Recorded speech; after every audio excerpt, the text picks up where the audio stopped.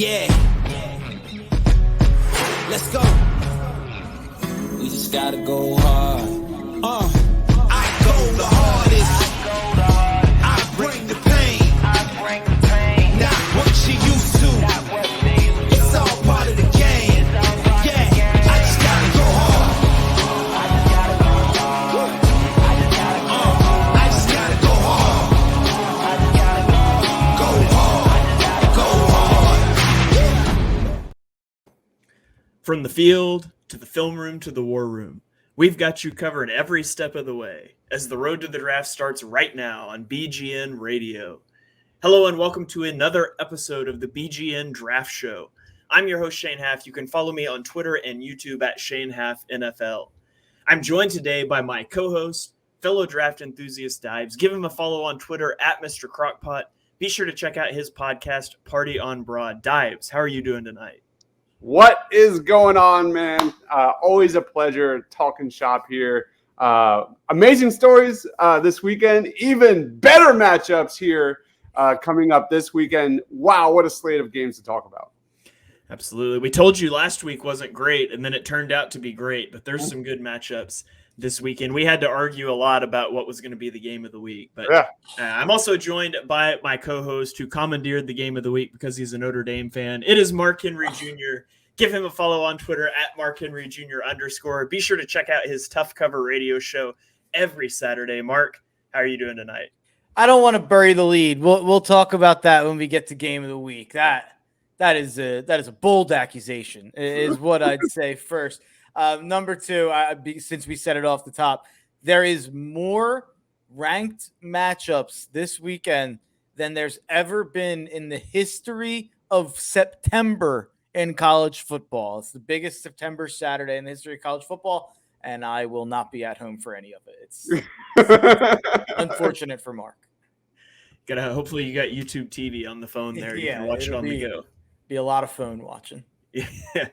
All right. Well, off the top of the show, we're going to revisit our player of the week predictions from last week.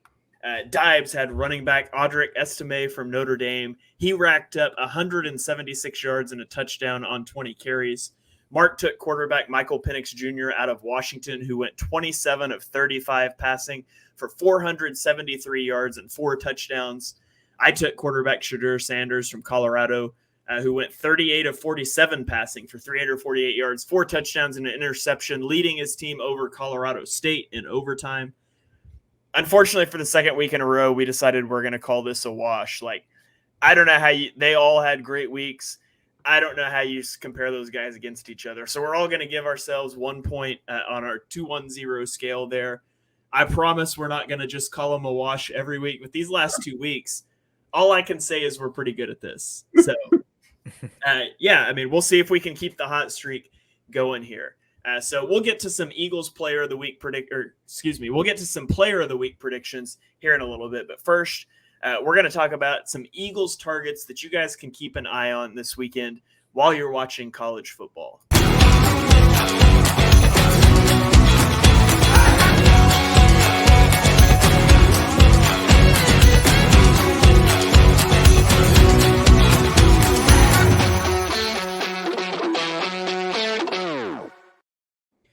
Welcome into our top player of the week profile. We're each going to give you one Eagles prospect that you can watch this weekend while you're perusing college football. Some guys that we could see the Eagles drafting next April. Deibs, I'm going to let you lead us off. Who is your Eagles prospect of the week?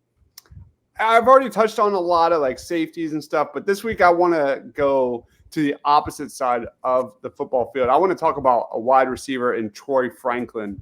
Really fun prospect, just a human highlight reel.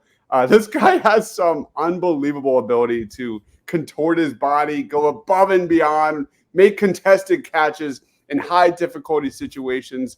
This is a guy who's 6'3", amazing length. His wingspan is crazy. His catch radius is elite. He probably could definitely add more mass to his frame. He broke out last year, leading the Ducks with 61 receptions, nearly 900 yards, and 9 touchdowns. The Ducks take on Colorado this week, and man, it's week 4, And Colorado, again, is must-see TV, and this game is going to be a doozy. Deion Sanders and the Buffs have been the talk of college football through the first 3 weeks, man, and it's going to end this weekend. I think the Oregon Ducks are going to take care of business pretty handily this weekend. Colorado's defense has given up 30-plus points per game this season. But back to Troy Franklin, I think he just fits the modern NFL to a T. I see a lot of Brandon Ayuk. I see a lot of Rashee Rice in this dude. This guy is explosive. He's a good route runner. He's a major weapon in open space. I see Troy Franklin as an elite number 2 wide receiver at the next level. I think he's a top 50 player in the NFL draft, and I've got a firm day 2 grade on Troy Franklin. Definitely a guy to know if you're an Eagles fan. He's going to tear it up this weekend. And number 2, you said Rashee Rice, and Shane perked up a little bit over there. He's a bit Shane's the all-time Rashee Rice guy, right? Or wait, am I confusing him with Mims? I was a huge Marvin Mims guy. I liked Rice though. Yeah. No, what I perked up was because I heard Deibs predict the demise of Deion Sanders' Colorado Buffaloes, and all I was gonna say is if you're gonna do that, the least you can do is put on a pair of sunglasses when you make the prediction, Deibs.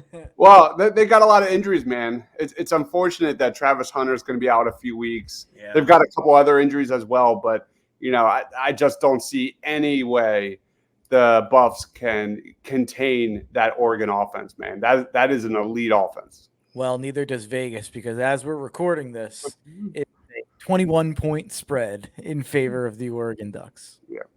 All right. That is Deibs' prospect of the week for the Eagles. Mark, why don't you tell us who you've got next? So I've got someone who might turn out to be stupid, might turn out to be a waste of time to talk about this guy. But Dallas Turner is who I've got, Alabama edge rusher. And the reason that I did it was because Deibs, who puts out some of the best college videos faster than anybody else who I see. I saw the play, and I watched a lot of the Alabama USF game because Alabama struggled to pull away in that game.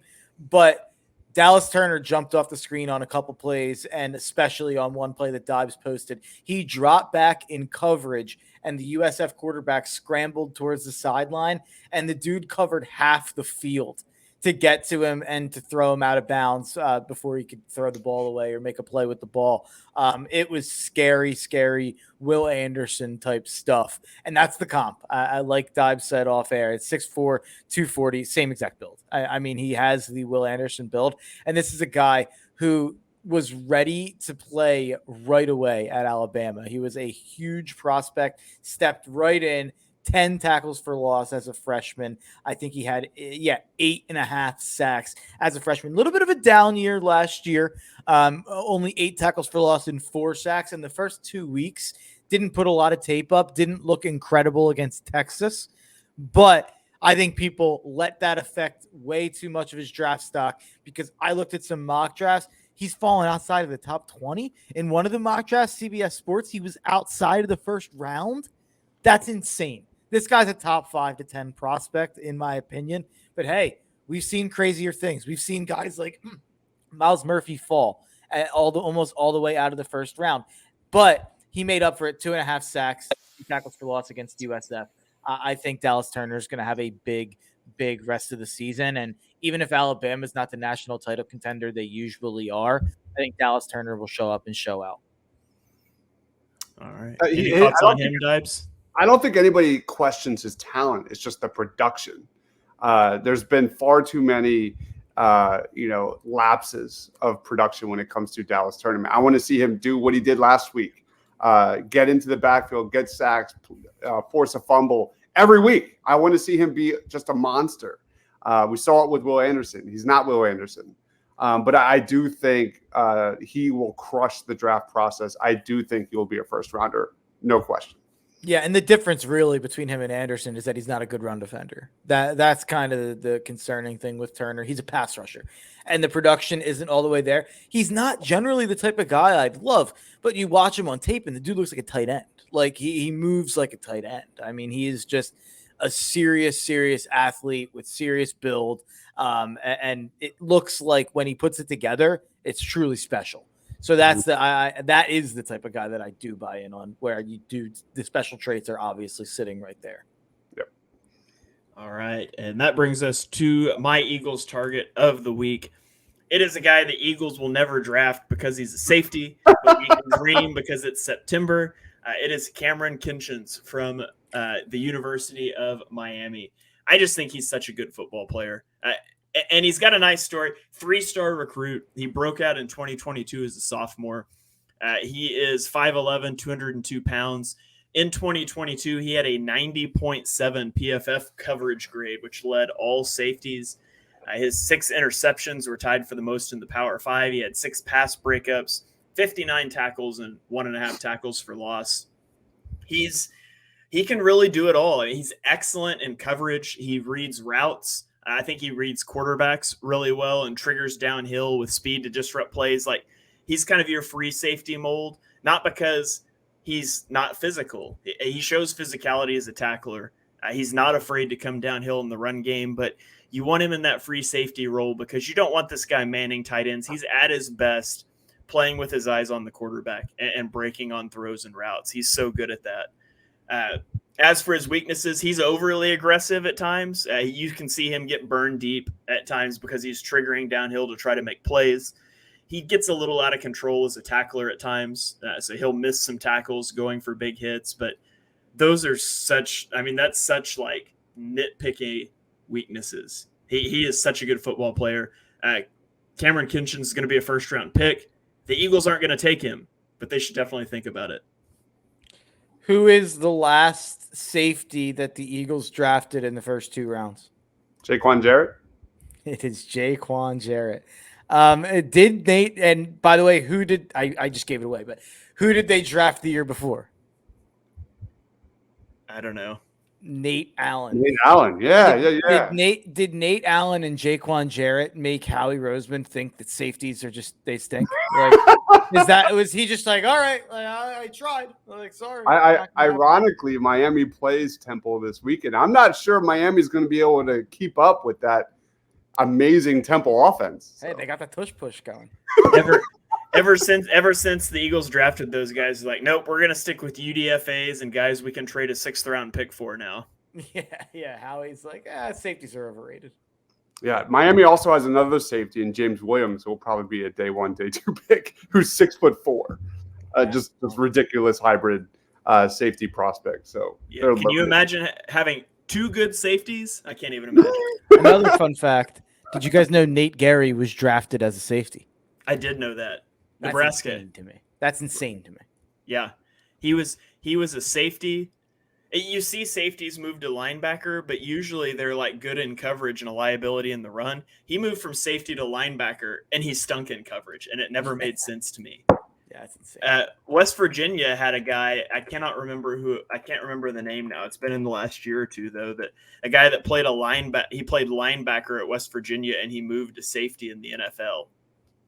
Does that ring a bell for you? No. Okay. Well, anyways, that's okay. We can move on. I will think of it before this podcast is over. And if not, I'll get Rachel to edit me in and act like I thought of it. So, all right, that's going to wrap up our Eagles target of the week. Let's transition to our player of the week predictions. You can't manage this, can't break this bar funded. You gotta keep my digits when you not 100. From the same ones say they love you, they funny. You can't match my energy, and yeah, you know it. Way too cold, yeah, man, I'm way too cold. Way too cold, yeah, man, I'm way too cold. Tony Fields, by the way, I'm pretty sure is he was a linebacker for West Virginia, went to safety in the NFL. Okay, anyways, moving on to our player of the week predictions. Dibes, I'm going to let you lead us off again. Who is your player of the week pick? Oh, baby. The running back class is absolutely loaded in 2024, man. I'm going to go with a guy who projects to be among the top, and that is Travion Henderson out of Ohio State, man. Spark plug with explosiveness, really good receiver, but he's a dense runner. What is his weight? 214 at 5'10", man. Amazing lateral twitch for someone his size, with someone with that frame. Great contact balance. He was a fringe top 10 recruit out of high school and hit the ground running, literally, with Ohio State, man. The second he put on that Ohio State jersey, he has been explosive. What I like most about Travion is his upside to be a 3-down back at the next level. Right now, he's coming off of his most productive game of 2023. He ran for 88 yards and 2 scores in the win over Western Kentucky last weekend. And right now, he's got under 200 yards. He's got 4 scores on 30 carries through 3 games. Not elite production by any means, but he's got an amazing test against a Notre Dame defense that's only giving up 2.9 yards per attempt and 3.82 yards per play, which is the 3rd lowest in the entire nation. This Ohio State-Notre Dame matchup is going to be one heavyweight battle to watch, man. And I think if Ohio State wins it, it's going to be on the tails of Travion Henderson having a big day. He reminds me so much of Trey Sermon. Yeah, And I know that's an easy comp to make with Ohio State running back, same system, but pretty similar build. Trey Sermon's a better pass protector. Henderson's probably a better runner, but yeah, a lot of similarities to Sermon. Wait. Are you on an Eagles podcast telling me that running backs are allowed to pass protect? Maybe that's for a different podcast too. But the funny thing about that is they cut Trey Sermon, and like the best thing about Trey Sermon coming out of college was that he's like the best pass protecting running back of college history. So it's like funny that they like couldn't figure out a way to use him. I still feel like Trey Sermon could be a good NFL running back, but I'll digress. Yeah. All right, Mark, tell us who your Eagles player prediction of the week is, or excuse me, I keep mixing these up. Your player of the week prediction. Yeah, and this is just, I mean, I'm a true to a non-believer. Give me his brother, Talia Tagovailoa. And you can knock out the Mark's Bet of the Week segment because I'm going to knock out 2 birds with 1 stone here because Talia Tagovailoa happens to play for the team that is going to be the team that I like the most this week. Give me Maryland -7 at Michigan State. Michigan State is an absolute train wreck with everything going on with Mel Tucker. You might notice a trend here with my bet of the week and my player of the week. I picked Michael Penix in Washington last week against Michigan State. He did pretty well, and Washington did pretty well covering easily. I'll go right back to the well with Maryland and Talia Tagovailoa. Over the last 2 years, Talia has 6,900 yards, 44 touchdowns, and 19 picks with a 68% completion percentage. So the picks have been a little bit of an issue for Talia at times, especially 2 years ago. But he's a fifth year senior at this point. This should be the best football we ever see him play. 900 yards in 3 games, 6 touchdowns, 2 picks, 67% completion percentage. I think Talia is going to be one of the best quarterbacks in the country throughout the rest of this year. And there's a wide open slot in the Big Ten for a 4th team to step up outside of Michigan, Penn State, and Ohio State. Someone else has to be 8-4, 9-3. Someone else has to be in the mix at least. I think that could be Maryland, and I think it's because of Tagovailoa. All right. And that brings us to my player of the week prediction. I'm going to go with Marvin Harrison Jr. And this is ridiculous. I didn't realize both of you were picking Ohio State guys. This is unbelievable. We're competing against each other. And actually, in my notes and when I put together our graphic, I accidentally wrote down Henderson as Dibe's Eagles player of the week. Wait, you guys both had Estime, and now nobody has Estime? Yes. What happened? I can't pick Estime. I already picked him. Yeah. Okay. So I was going to pick Estime, and I decided not to go like back-to-back weeks because that might be boring for the listeners, Mark, and the listeners come first ahead of my competitiveness. Fair. But I did think I did write it down wrong. I had Henderson as Dibe's Eagles prospect of the week, and so I was shuffling graphics, and I might have gone away from Ohio State here, but I didn't. Picked Marvin Harrison Jr. I don't know what else you say about this guy. Like, he's going to be a top 3 to 5 pick. He's probably the best receiver prospect to come out in the last decade. I don't know. I'm just throwing that out arbitrarily. He's a better prospect than Jamar Chase. He's a better prospect than, according to his own coach, he's a better prospect than Garrett Wilson, than Chris Olave, than Jackson Smith and Jigma, guys who went 10th, 11th, and 20th in their respective drafts. I mean, Marvin Harrison Jr. is phenomenal. He had 7 receptions for 160 yards and 2 touchdowns, and then a 5 for 126 and 1 touchdown in the last 2 games. This week he goes up against a Notre Dame team that they're ranked highly, hasn't had a true test yet. We're going to find out a lot about these two teams this weekend.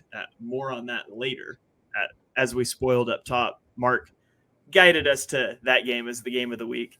I'll quit throwing Mark under the bus for that, though. But Marvin Harrison Jr. is just phenomenal. The best wide receiver prospect that you will have watched if you've been watching for less than a decade. He does everything like at an elite level. Everything. Like he's incredible. He's the son of a Hall of Famer. I mean, he's the perfect wide receiver prospect. He should be a top 3 to 5 pick next year. It'd be awesome to see a team that could get Caleb or Drake May and him. And there's some teams that could be up at the top. Arizona could have 2 picks. Chicago could have 2 picks. So it could be fun. I joined someone else's show, and the show was top players that have come out of the Philly area of all time. Oh, yeah. And I gave an honorable mention to Marvin Harrison Jr. because I think he's going to be that good in like 10, 15 years from now. Yeah. All right. Well, let's transition to our game of the week breakdown. It is Ohio State, Notre Dame, number 6 Ohio State at number 9 Notre Dame. It is 7:30 Eastern time on Saturday night. Mark, Notre Dame has not beaten Ohio State since 1963. Is this the year? Does the streak end? They don't play that often, to be fair. But don't add context to my stat. You know I hate it when you do that. Yeah, it's not like they've lost 70 in a row or something. But yeah, this is a huge game. I came into this year thinking this was going to be an average, 8-win, 9-win season. Marcus Freeman's second year. A lot of guys transferred out into the transfer portal. There was some drama about the offensive coordinator. They didn't get the guy they wanted because they decided to be cheapskates and wouldn't pay his buyout. So they ended up promoting their tight ends coach to OC, which was not a move people were excited about. Well, so far so good. It's going to help when you have a top 5 quarterback in the country and a top 5 running back in the country. You have the best offensive tackle in the country, and you might have the best corner in the country. So there's just a lot to like about Notre Dame compared to where I thought they were going to be at this point. And it's all in Sam Hartman, though. Sam Hartman is the type of guy that makes you think that your ceiling is different than it was before. And Notre Dame's had a ceiling for a long time. And this game's a test of that. This is the biggest Notre Dame game in South Bend since the Bush push in 2005. I was 9 years old when that game happened. It's one of the most brutal losses of my life. Notre Dame people are saying it's the toughest ticket to get in Notre Dame Stadium in 19 years. This is a huge, huge, huge game. And Ohio State, I came into the year thinking, all right, well, they'll lose Ohio State and maybe they can get Caleb Williams and USC in October. But the way it's shaping up, Ohio State has not been Ohio State quite yet. They don't have Justin Fields. They don't have CJ Stroud. Kyle McCord looked a little better this week against the Cupcake, but Notre Dame's defense is for real. This is a true test of Kyle McCord. I'm feeling so much better going into this game than I ever could have anticipated. Give me Notre Dame plus 3.5. I really do think it's a toss-up, and since it's a home game, since Notre Dame has the better quarterback, and I'll just raise this one last thing. Sorry for rambling. This is like the biggest Notre Dame game in so long. But Marcus Freeman, Notre Dame coach, Ohio State legend, an absolute legend at Ohio State, coached on their staff for many years, got passed over to give Ryan Day the head coaching job. This is a revenge game. Marcus Freeman is going to come out and shove it in Ohio State's face, and I'm feeling good. I'm shocked how good I feel. Mark, do you know what the final score was in 1936 when Notre Dame beat Ohio State last? No, but that's about how long you have to go back to when Michigan won a national title. If you go all the way back to, I don't know how I guess this is a uniting thing for Notre Dame and Ohio State fans to hate Michigan together. But Michigan, if you go back to the last time Michigan won a national title, they were playing the YMCA. They were playing, the Little Sisters of the Poor. Well, what was the score? 9-4? 7-2. Yeah, that's close. Yeah. Close. So just pro tip for those of you out there that want to phrase outlandish stats, that Ohio State's won 5 straight, 1995, 96, 05, 2015, and 2022. But Notre Dame won in 1936. So you say that Notre Dame hasn't beaten Ohio State since 1936, and you don't say it was just 5 games. Yeah, they gave Ohio State a heck of a game last year. Held the offense to 21 points, and Notre Dame's defense is good, but the offense just couldn't do anything last year. Only put up 10. Last year, Notre Dame had the worst quarterback play of any year of my lifetime. They had Tyler Buckner went to Alabama. I don't know if anyone saw him against USF. They tried to act like he was going to be the savior. They benched Jalen Milroe. He went 5 for 16 and got benched right away. He's back on the bench there, and then we had a bunch of other scrubs. But, yeah, Sam Hartman, it makes a big difference going from the quarterbacks Notre Dame had last year to a true Heisman contender. Mm-hmm. All right, Dibes, what do you have on this game? No, just to piggyback off of what Mark just said, like this game's all about Ohio State's pass rush versus a Heisman candidate in Sam Hartman, man. The Fighting Irish offense has been nothing short of dominant. They have 184 points through 4 games. That is the most prolific 4-game start to a season for the Notre Dame Irish since 1914. This Notre Dame offense averages 8.27 yards per play, which is tied for 5th most in the nation. Sam Hartman loves to drive the football down the football field. He averages 11.37 yards per attempt, which is 3rd most in the nation. And on the other end, you have an Ohio State defense that ranks 6th best against the pass. They've got great pass rushers in Michael Hall Jr., JT Tuamaloa, Jock Sawyer. The good news for Notre Dame is that they have 2 great offensive tackles to handle that pressure in Joe Alt and Blake Fisher, man. You saw kind of Ohio State's defense really step up in week 3, 4 sacks, 6 pass breakups, a pick 6. That Ohio State defense is really talented, and it's just going to be a great matchup. All right. Anything else that either of you want to throw out about this game? No, I mean, you mentioned the thing about me shoehorning this game into the game of the week is egregious. This is one of the best games that we've had in a long time. 2 top 8 teams.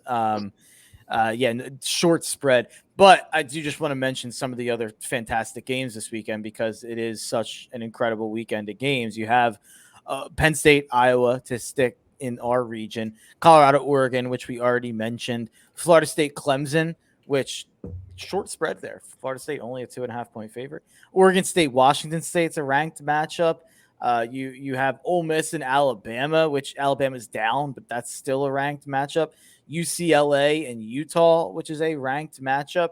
Arkansas and LSU. Arkansas's not ranked, but they're right there on the fringe. Like there's a lot of really, really good matchups. Incredible weekend for college football. You forgot one of the marquee matchups. Oklahoma, what is it? Tulsa, SMU, Cincinnati, Tulsa, Cincinnati. Yeah. Let's go, baby. Well, hey, you guys are looking a lot better. It looks like you guys are shaping up for a showdown with Texas. Yeah, I don't think that's going to go well, but I can live the dream until OU Texas, and I'll take it. So, are you saying that Texas is back? I'm saying that Dylan Gabriel is not a good quarterback. Now, we can talk. Quinn Ewers runs hot and cold. If he plays the way he did against Alabama, OU has no chance.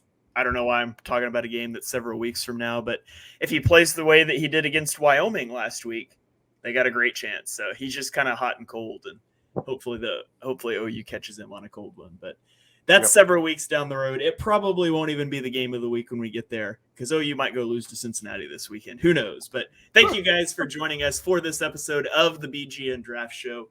If you enjoy the show, be sure you hit that subscribe button so you get all the shows on the BGN radio feed. 5-star ratings and reviews really help get the podcast out there. You can check us out on Twitter. I'm at Shane Haff NFL.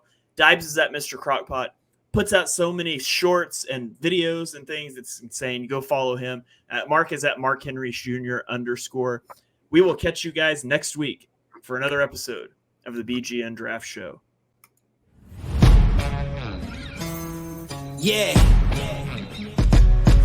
Let's go. We just gotta go hard.